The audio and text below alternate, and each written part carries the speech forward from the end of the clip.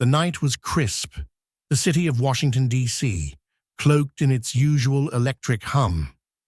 Justice Amanda Hayes sat behind the wheel of her midnight black Tesla, dressed in a tailored navy blue pantsuit. Her natural hair was coiled tightly into an elegant bun, and a leather-bound briefcase sat in the passenger seat. It had been a long day at the courthouse, deliberating over a pivotal civil rights case that would soon shape the course of history. As Amanda drove through a quieter residential area on her way home, the glow of red and blue lights erupted in her rearview mirror. Sighing, she slowed her car and pulled over to the side of the street, her heart sinking slightly. She hadn't been speeding. She hadn't run a light. What could this be about? Two officers approached, their silhouettes outlined in the harsh glare of their squad car's headlights. Amanda rolled down her window, calm but wary. "Evening, ma'am," the taller officer said, his voice clipped and cold. His partner stood behind him, hand resting on the grip of his holstered gun, eyes scanning her vehicle. "Good evening, officer. Is there a problem?" Amanda asked, keeping her tone steady. "We got a report of a suspicious vehicle in the area," the officer replied, his eyes narrowing as they flitted over her face, her hands, her briefcase. "Mind telling us what you're doing here?" "I'm driving home," Amanda replied, glancing at the house-lined street around her. "Is that a crime now?" The officer stiffened. "Ma'am, I need you to step out of the vehicle." Amanda hesitated. The request felt unnecessary, but the tension in the air was palpable. She didn't want to escalate the situation.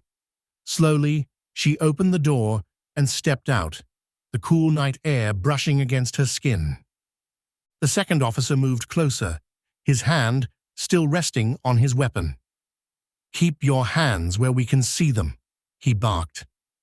Amanda complied, raising her hands slightly, frustration simmering beneath her composed exterior. "Officers, I'd like to know why I'm being detained. I haven't done anything wrong." The first officer ignored her and circled the Tesla, peering into the windows. "This is an expensive car. You live around here?" "Yes, I do," Amanda replied sharply, her patience thinning. The officer scoffed. "Can I see some ID?" Amanda nodded, carefully reaching into her pocket and pulling out her wallet. She handed over her driver's license, her gaze steady. The taller officer examined the license and frowned. "Amanda Hayes," he muttered. "This name sounds familiar." "It should," Amanda said evenly. "I'm Justice Amanda Hayes. I serve as a Supreme Court judge for the District of Columbia." Both officers froze. The air grew heavier, the tension shifting. The second officer's hand slipped off his gun as his eyes widened in disbelief. "Wait, you're that Amanda Hayes?" he asked, his voice cracking slightly. Amanda folded her arms, her composure unshaken. "Yes, I am. And now that we've established my identity, I'd like to know why I was pulled over and treated as a criminal." The taller officer fumbled with her license, his face a mask of embarrassment and unease. "Ma'am, it's just standard procedure. We didn't know—" "Didn't know what?"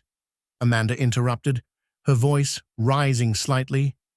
"Didn't know I was a judge, or didn't know that a black woman driving a nice car might actually belong in this neighborhood." The officers exchanged nervous glances, the weight of her words sinking in. Amanda took a step closer, her voice steady but commanding. "Do you have any idea how many people you've probably harassed like this tonight? People who don't have a title to shield them? People who don't have the power to demand accountability? Or is it just my skin that made me suspicious to you?" The taller officer opened his mouth to respond, but no words came out.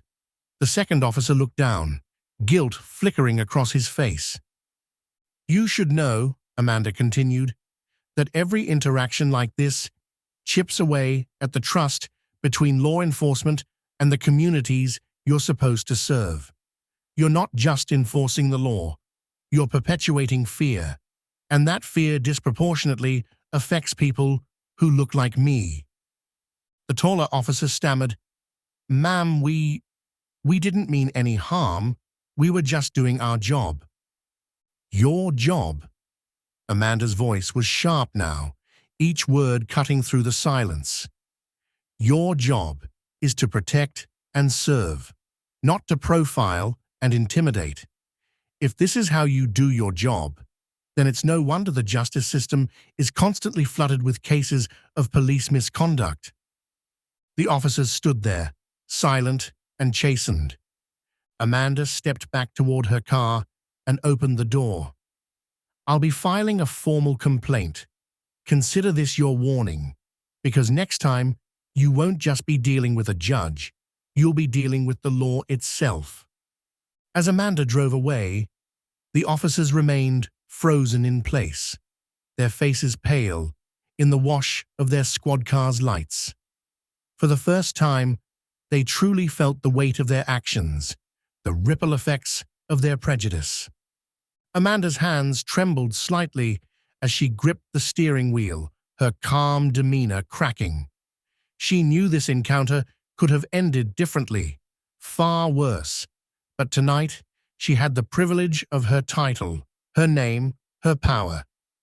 As the Supreme Court judge drove into the night, she resolved to continue the fight for justice, not just in the courtroom, but everywhere injustice dared to show its face. The gavel, after all, could only speak so loudly.